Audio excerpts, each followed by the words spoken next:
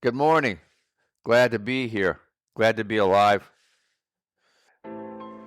Every day, we need to remember, we need to remind ourselves of our own sense of consciousness, of the vitality of our own lives, of our families, of our communities, of our nations, of our world. Every day. It is better every day than just once in a while.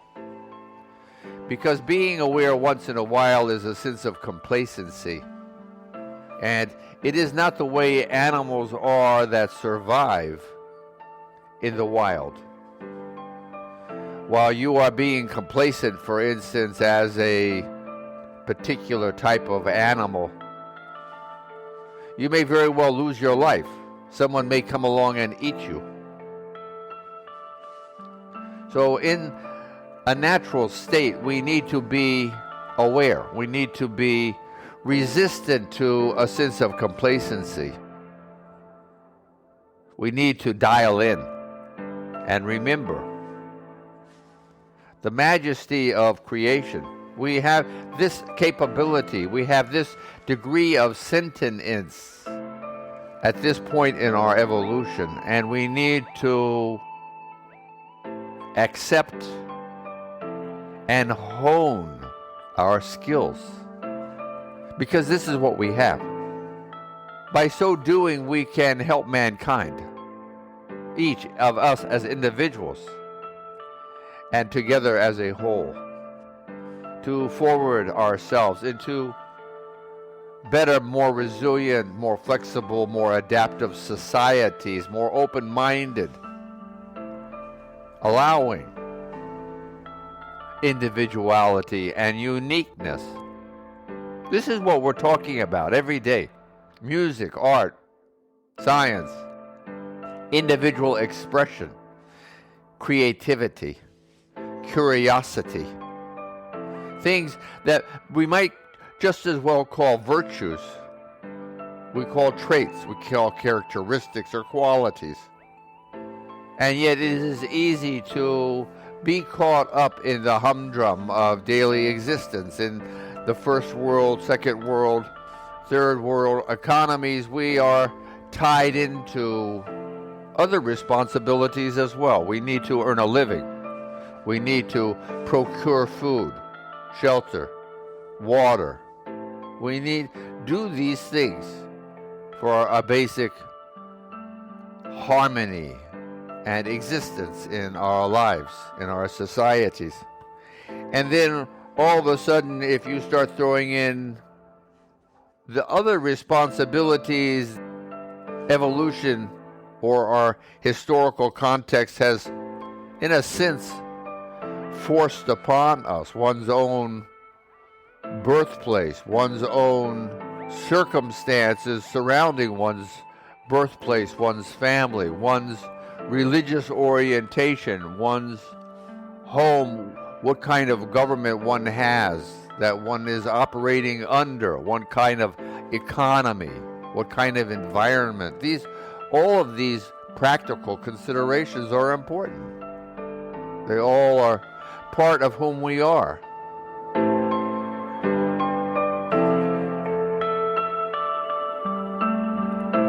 When we are more open-minded,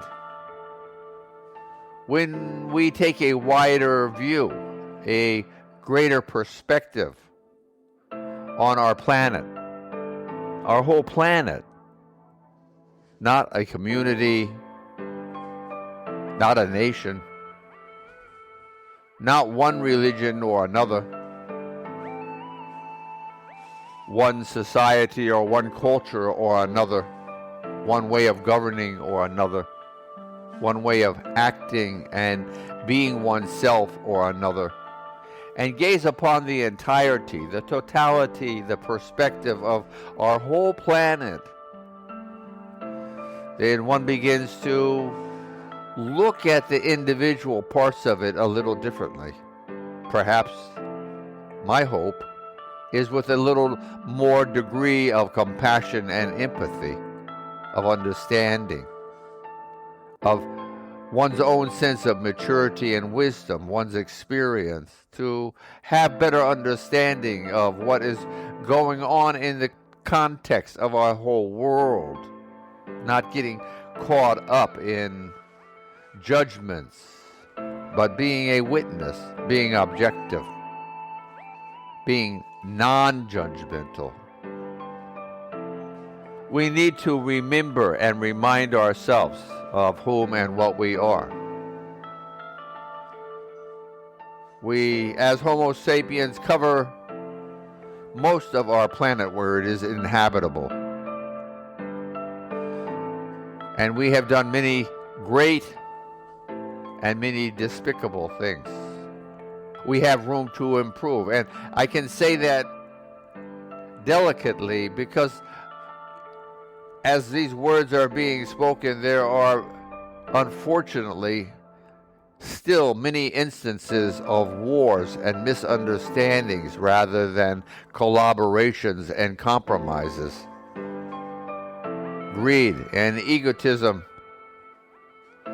is all too often holding the reins of power. It is these kinds of individuals that wish to rise and be powers, to be in control and command, setting their sights to take advantage of systems, narrow-minded.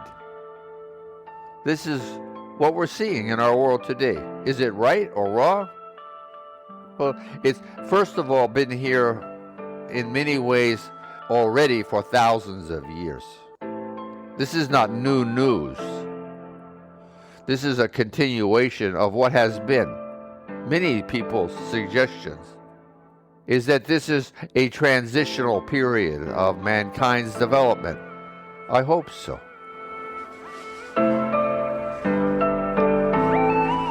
I hope we don't end up like perhaps Atlantis did, as a historical myth that's risen, become, and now is gone, but rather a continuation of Earth expanding, our people growing in wisdom and maturity of how to live amongst the different civilizations beyond mankind. Don't think that we are alone in this universe. I can't see how it can be this way. If this intrudes upon one's own sense of conditioning, of one's own cultural, religious, societal education and background, I am sorry, but I think we're talking about common sense now rather than these other aspects. There are trillions upon trillions of habitable planets in our universe. I think that life abounds. I think that life is developing as I am speaking these words across the face of the universe.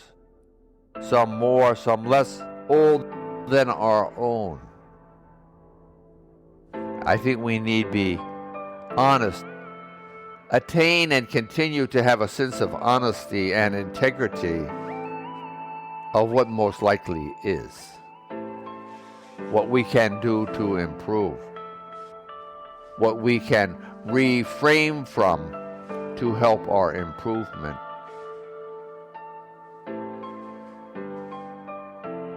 Being here now in our own comfort and undisturbed environments, we can view and think and muse about what might be, what might come to pass.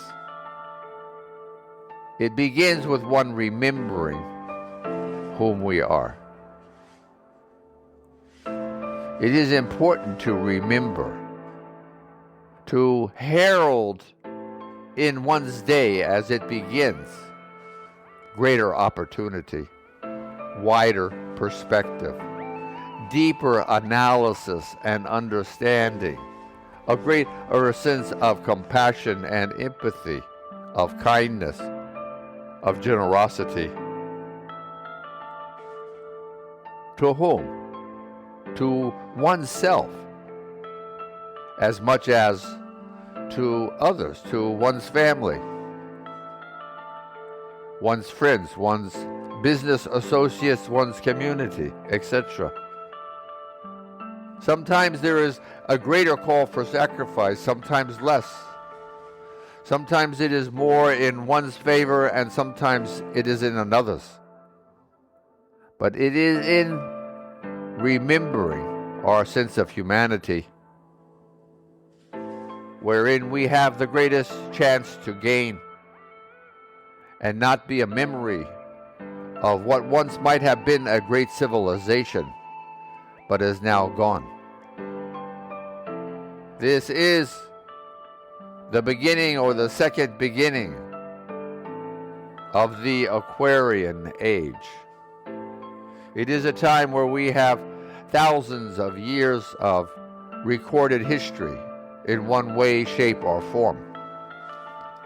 With this knowledge, we can ascertain where we can better ourselves, where mistakes have been made, where promises have been fulfilled, and we can see the results of each and everything.